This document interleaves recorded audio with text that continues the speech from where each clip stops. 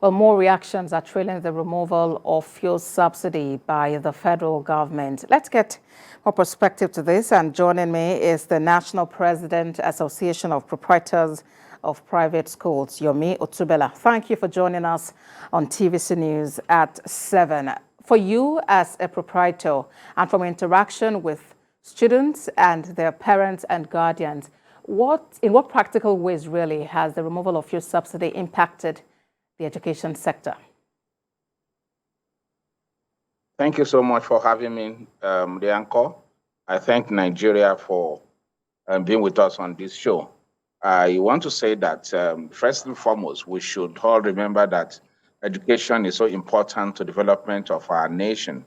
And we cannot be talking about national development without talking about the impact education will do in our total development.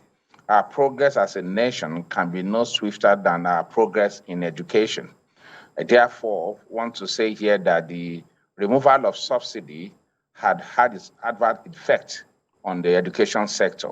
The education sector relies solely on the fuel to supply energy for day-to-day running of the school activities.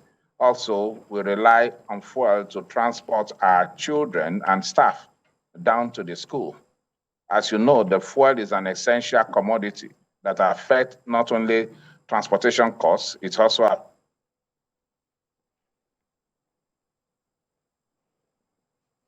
Well, Mr. Otubela, as you know, already the president has now signed the Electricity Act 2023. It is now law, and that should, in the coming days, actually ease the reliance on fuel, as supply of for supply of electricity, for supply of power.